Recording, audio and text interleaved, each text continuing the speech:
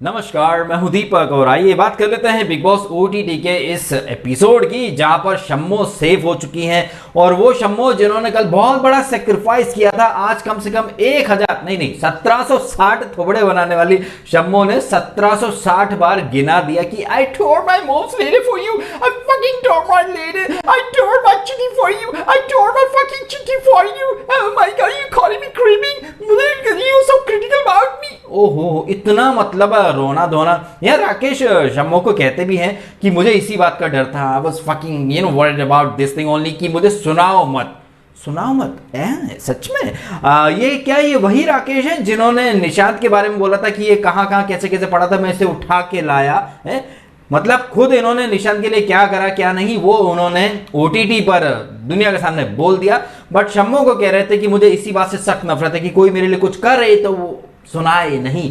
यार ये big boss गजब है। यहाँ कर्मा का जो साइकिल होता है ना, ये बड़े फास्ट फॉरवर्ड मोड में चलता है और कैसे एक साइकिल कंप्लीट होता है, मजा आता है मुझे। ये चीज मुझे बहुत अच्छी लगती है। वैसे राकेश अकेला नहीं है जो कि कर्मा का साइकिल कंप्लीट कर रहा है। इस बिग बॉस ओटीटी में एक और कंटेस्टेंट है जो कि है नेहा द भसीन। नेहा भसीन अब प्रतीक की पार्टनर कनेक्शन बन चुकी है। बट एक जमाने में ये टाटा वर्सेस बाटा, हम बहुत क्लासी लोग हैं, हमने बाहर बहुत काम किया, हमारी अमेजिंग फैन फॉलोइंग है, हमारी फैमिली भी शो देख रही है। सोचो यार, बाहर हमारी फैन फॉलोइंग, हमारी फैमिली भी है यार। ऐसी हरकतें मत करो यार, ऐसी क्लासलेस बातें मत करो यार। और ये बाटा ग्रुप वाले बड़े कान के कच्चे हैं और मुझे कान के कच्चे लोग कतई पसंद नहीं है। लेकिन जो कान के कच्चे लोग इन्हें पसंद नहीं थे, अब वही कान का कच्चा इंसान इनका कनेक्शन बन चुका है। नेहा भसीन ने कैसे यहां पर वो जो महाभारत के समय महाराज युधिष्ठिर ने जो श्राप दिया था कि महिलाएं कोई भी बात अपने पेट में पचा नहीं पाएंगी, तो बातों की चुगली यानी उल्टी कैसे की है नेहा भसीन ने। और प्रतीक तो वैसे भी कान का कच्चा है ही सही। नेहा भसीन ने ये कह दिया कि अक्षरा ऐसा कह रही थी कि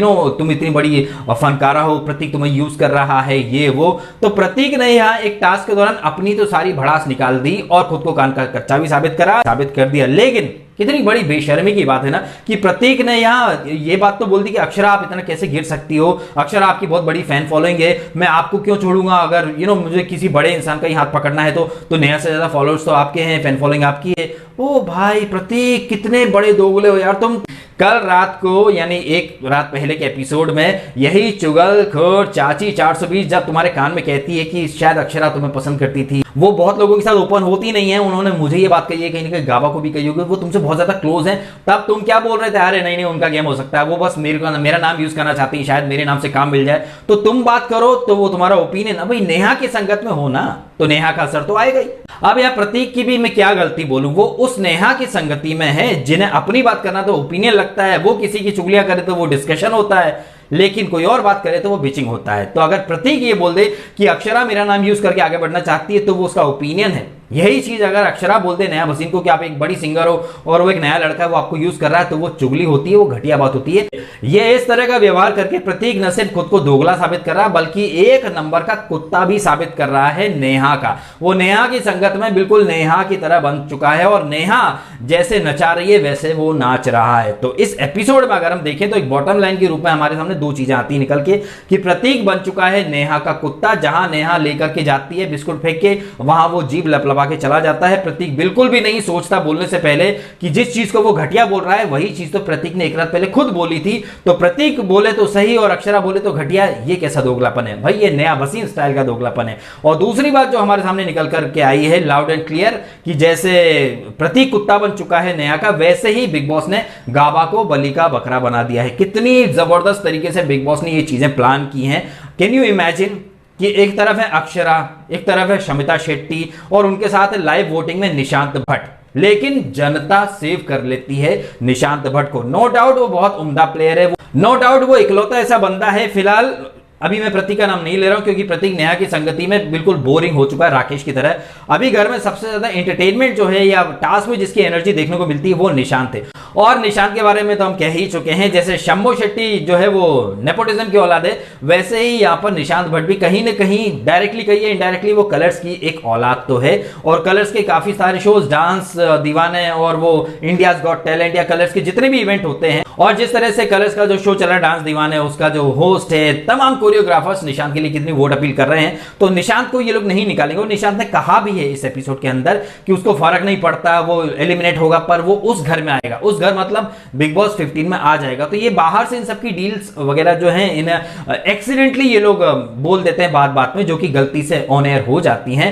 लेकिन बिग बॉस जितना हो सकता है इन बातों को छुपा लेता है। जैसे कि कल हमने लाइव फीड में देखा था ये प्रतीक और नेहा का डिस्कशन, जहां प्रतीक कहता है कि वो 6-7 वीक तक शमिता नहीं जाएगी और नेहा भी ये बोलती है कि I can say the same about Nishant, वो भी नहीं जाएगा। लेकिन ये कॉन्वर्सेशन आज के एपिसोड से टोटली हटा दी गई। हालांकि इंस्टाग्राम पर मैंने वो क्लिप डाल दी है, चाहे तो आप देख लीजिएगा। मैंने कल भी ये बात बोली थी, वैसे आज फिर बोल दी है। तो यहां पर ये जो स्क्रिप्टेड एलिमिनेशन जो प्लान किया गया है मिलिंद गाबा के लिए, आप देखें अक्षरा जिनके लिए पूरा यूपी बिहार, अगेन मैं फिर बोलना चाहूंगा कि वोट और वोटिंग ट्रेंड ये सब बातें करना छोड़ दीजिए। कोई वोटिंग ट्रेंड वगैरह कुछ नहीं होता, सब मनगढ़ंत किस्से कहानियां होते हैं। लेकिन मैं फिर भी देख रहा हूं लोग फर्जी वोटिंग ट्रेंड के वीडियोस पर लाखों की तादाद में व्यूज दे देते हैं, जबकि ना कोई वोटिंग होती ना कोई वोटिंग ट्रेंड रियल होता है। कैन यू इमेजिन, पूरा यूपी बिहार, एक तरफ बातें आती हैं कि पूरा यूपी बिहार वोट कर रहा अक्षरा को, लेकिन लाइव वोटिंग में निशांत बच जाता है। अब आपको समझ में आ गया वोटिंग ट्रेंड की असलियत। मेकर्स को जिन्हें बचाना होता है वो उसे एनी हाउ बचा लेते हैं, जैसे कि निशांत को यहां बचा लिया। ऑल्दो वो एंटरटेनिंग है और वो डिजर्व करता है घर में रहना, बट बात जहां वोटिंग की और वोटिंग ट्रेंड और कौन डिजर्विंग कौन कम या किसकी फैन फॉलोइंग, तो भाई फैन फॉलोइंग और वोटिंग के हिसाब से देखें तो निशांत कहीं स्टैंड नहीं करता अक्षरा और शम्मू शेट्टी के सामने। लेकिन वो दोनों रह जाते हैं, निशांत बच जाता है। मिलिंद गाबा के ऊपर कहीं ना कहीं ठीकरा फूटेगा, उस बेचारे को निकाल देंगे ये लोग, विच इज एब्सोल्युटली अनफेयर। लेकिन मिलिंद गाबा को ये लोग बहुत कम दिखाते हैं एपिसोड के अंदर। लाइव फीड में भले ही वो मस्ती करता है, उसकी कॉमेडी, उसकी टाइमिंग और ये टास्क के दौरान उसने जो मस्ती मजाक किया है, लोगों को डिस्ट्रैक्ट करने की टेक्निक, ये काबिले तारीफ। लेकिन मिलिंद गाबा कहीं ना कहीं मेकर्स की स्क्रिप्ट में फिट नहीं बैठ रहा, इसलिए मिलिंद गाबा को ये लोग जहां तक मैं समझ रहा हूं निकाल सकते हैं। ये सारा नॉमिनेशन का नाटक, फिर किसको सेव करना किसको नहीं। भाई एक बात बताइए, ये वो प्रतीक सहजपाल है जिसने फर्स्ट वीक में कैप्टन बनते समय बोला था सर मैं कप्तान बन गया हूं, फिर रहना चाहता हूं, बिकॉज कप्तानी एक पावर है और पावर के साथ एक रिस्पॉन्सिबिलिटी आती है। With power comes a great responsibility. तो यहां पर प्रतीक जो कि खुद को बड़ी बड़ी बातें कर रहा था, मैं कर्मा उसी को साथ देता हूं, गलत के गलत बोलता हूं, सही को सही बोलता हूं, with power comes great responsibility. तो क्या यहां उसके अंदर एक रिस्पॉन्सिबिलिटी की भावना नहीं थी? तुम्हें निशांत को बचाना था और नेहा बचाना चाहती थी शम्मू को। यहां पर प्रतीक क्या ये नहीं बोल सकता था कि ठीक है नेहा, ना तुम्हारी ना मेरी, चलो किसी और को सेव कर लेते हैं जो सबसे ज्यादा डिजर्व करता है बचना, या जिसके जाने के सबसे ज्यादा चांसेस है, चलो हम उसको बचाएं। अदरवाइज अपना वोट तो वेस्ट हो जाएगा, क्योंकि आप बचा रहे हो शम्मू को, और अगर आप शम्मू को बचा रहे हो तो आपसे बड़ा कोई बेवकूफ नहीं है। ये जानते हुए भी कि वो मिनिमम गारंटी लेकर के आई है, वो शो में कुछ नहीं करती सिवाय लिपस्टिक लगाने के या फिर राकेश के ऊपर दादागिरी दिखाने के, 1760 थोबड़े बनाने के, वो शो में कोई कॉन्ट्रीब्यूशन नहीं दे रही है। लेकिन फिर भी आप उन्हें सेव कर रहे हो। ये टोटली वेस्ट कर दिया, पैसा बर्बाद, वोट बर्बाद, अपॉर्चुनिटी बर्बाद, खुद को कहीं ना कहीं बहुत बड़ा बेवकूफ साबित कर रहा है प्रतीक, जिसकी खुद की कोई थॉट प्रोसेस है नहीं।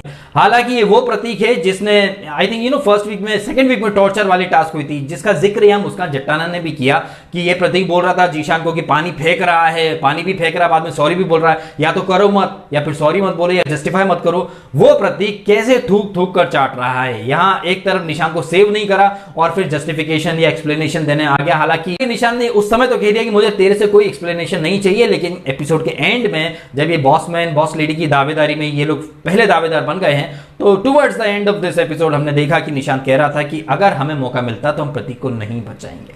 तो कहीं ना कहीं टिट फॉर टैट तो ये लोग डेफिनेटली करेंगे, और आई थिंक ये टिट फॉर टैट इनको करना भी पड़ेगा, क्योंकि लास्ट वीक जिस टास्क में ये प्रतीक और नेहा बॉस लेडी बॉसमैन बने, उस टास्क में सबसे ज्यादा एफर्ट तो ये मुस्कान और निशांत का ही था, क्योंकि निशांत बार बार दिव्या को रोक रहा था, शम्मू तो अपनी लिपस्टिक सुधारने में लगी थी, राकेश को कोई मतलब नहीं था।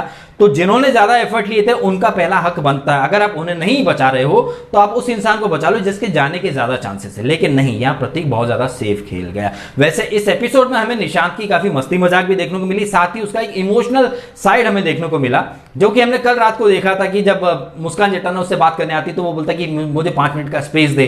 कल रात को ये चीजें क्लियर नहीं हो पाई थी कि भाई क्या चल क्या रहा है इसके मन में, लेकिन आज के एपिसोड में हमें पता चला कि इसके मन में क्या चल रहा था। बाकी तमाम लोग चिट्ठी के लिए, पेरेंट्स के लिए इतना रो रहे रहे थे, व्याकुल हो रहे थे, वहीं ये बंदा जिसने आज ओटीटी पर अपने दिल की बात रख दी कि वो पेरेंट्स से काफी दिनों से दूर है, अकेला रहता है, उसे रिलेशन की, इमोशंस की, रिलेशनशिप वगैरह की कोई अहमियत पता नहीं है, अब यहां पता चल रहा है। और वो अपना ये वाला साइड दुनिया के सामने नहीं दिखाता क्योंकि लोग चूतिया समझते हैं और वो नहीं चाहता कि लोग उसकी इस साइड का फायदा उठाएं। तो ये चीज कहीं ना कहीं ओटीटी पर बोलना अपने में बहुत बड़ी बात है, इसके लिए गट्स चाहिए होते हैं, जो कि उसने अक्षरा के सामने ये बातें प्रकट की। वैसे इस एपिसोड में एक और चीज हुई है भैया, ये ब्रेकअप हुआ है और मेकर्स ने टाइटल भी कैसा डाल दिया, बिगेस्ट वाला ब्रेकअप। देखो भाई, इतना बड़ा वाला ब्रेकअप हमने देखा। राकेश और शमिता का झगड़ा अंग्रेजी में ही हो रहा था, बीच में मुस्कान और निशांत का रूठना मनाना ये भी अंग्रेजी में ही हो रहा था, प्रतीक का जस्टिफिकेशन और न्याय इनकी कॉन्वर्सेशन ये सब अंग्रेजी में ही हो रही। इनफैक्ट जब राकेश और शमिता का झगड़ा होता है और राकेश के बर्थडे की जब बातें होती हैं तो ये सारी कॉन्वर्सेशन राकेश और निशांत मराठी में करते हैं। लेकिन इसी बिग बॉस में अगर कोई और बोलते, जैसे कि जीशान या फिर मुस्कान चट्टा ने एक दो बार पंजाबी अंग्रेजी बोली थी, तो टोक दिया गया था कि हिंदी की भाषा का प्रयोग करें। लेकिन शमिता, राकेश और निशांत भी कहीं ना कहीं मेकर्स का एक टॉप प्रायोरिटी में है, इसलिए ये लोग चाहे मराठी में बात करें या अंग्रेजी में बात करें, घर के रूल्स तोड़ें, पर इन्हें चलता है। यहाँ नियमों का उल्लंघन बिग बॉस को दिखाई नहीं देता। व्हेन इट कम्स टू उनकी लॉबी के लोग, तो रूल तोड़ें या कुछ भी करें, बिग बॉस को फर्क नहीं पड़ता। कहने का मतलब है कि बिग बॉस की टॉप प्रायोरिटी वाले लोग रूल्स के कितने भी उल्लंघन कर दें, अंग्रेजी में बातें करें, हिंदी में बात ना करें, बिग बॉस को चीजें ट्रांसलेट करके सबटाइटल के रूप में डालनी पड़े, तो वो चलता है। बिग बॉस की मां की आंख को तब कोई आपत्ति नहीं है। लेकिन कोई और कुछ बोल दे तो रूल उल्लंघन है भाई, आप कप्तान होकर रूल फॉलो नहीं कर रहे हो। जीशान के लिए यही चीज बोली गई थी ना, खुद प्रतीक और नेहा ज्यादातर अंग्रेजी में ही बातें करते हैं। एनीवे, यहाँ एक इंटरेस्टिंग टास्क होती है जहां आपको 33 मिनट तक वो काउंट करना है और लोग आपको डिस्ट्रैक्ट करेंगे। ये टास्क वैसे तो बहुत ज्यादा अच्छी थी और इस टास्क में भी देखें तो सबसे ज्यादा किसी ने मस्ती मजाक के लोगों को डिस्ट्रैक्ट करने की कोशिश की है तो वो है निशांत और मुस्कान। वो काफी एंटरटेनिंग लगते भी हैं और वो एंथुजियाज्म जो होना चाहिए ना ओटीटी के टैग को जस्टिफाई करने वाले मस्ती मजाक, टास्क को इंटरेस्टिंग बनाने की चीजें ये निशांत और मुस्कान करते हैं, इसमें तो कहीं कोई शक की बात है नहीं। तो ये जो टास्क है, यहाँ पर विनिंग टीम बनी है निशांत और मुस्कान की टीम। उनसे थोड़ा आई थिंक ये लोग 34 मिनट समथिंग किए थे, जबकि टारगेट 33 मिनट का था। अक्षरा और मिलिंद 35 और सबसे परफेक्ट जोड़ी भाई, ठीक है, प्रतीक और नेहा, क्योंकि उनसे ज्यादा परफेक्ट तो कोई है ही नहीं ना, 45 मिनट। और ये क्लासी एंड सफिस्टिकेटेड जोड़ी ये कितना 37 समथिंग ऐसा कुछ था, मतलब टारगेट से काफी दूर ही थी ये परफेक्ट जोड़ियां।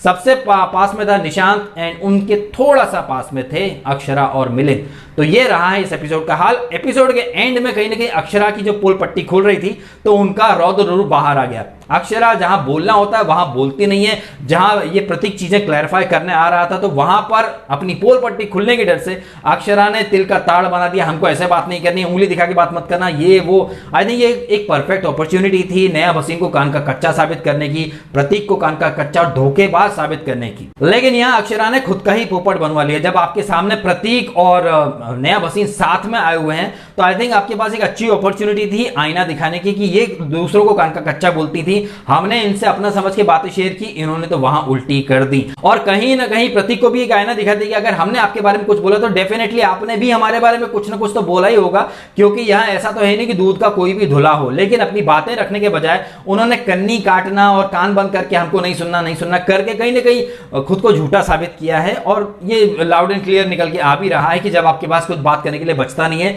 तो आप चिल्लाने लगते हो, जैसे कि जीशान के साथ हुआ या यहां नेहा और प्रतीक के सामने। क्योंकि जब आपके पास दो लोग आए हैं चीजें क्लियर करने के लिए तो आपको क्लियर करना ही चाहिए था। यहां पर कोई इफ बट किंतु परंतु नहीं होना चाहिए, यहां पर चीजें क्लियर होनी चाहिए थी, मेरा तो ये मानना है। तो आप कमेंट करके बताएं इन तमाम बातों के बारे में, और क्या आपको नहीं लग रहा कि प्रतीक पूरी तरह से नेहा का पालतू पिल्ला बन चुका है और मेकर्स ने गाबा को एलिमिनेट करने की पूरी तैयारी कर ली, बलि का बकरा बना लिया है बेचारे गाबा को। क्या लगता है आपको, कमेंट करके अवश्य बताइएगा। और अगर आपको ये वीडियो अच्छा लगा है तो लाइक करना, कमेंट करना, शेयर करना और करना सब्सक्राइब बीएसके टॉक्स को। अगर आपने नहीं किया है तो आपने समय निकाला, वीडियो देखा, आपका बहुत बहुत धन्यवाद।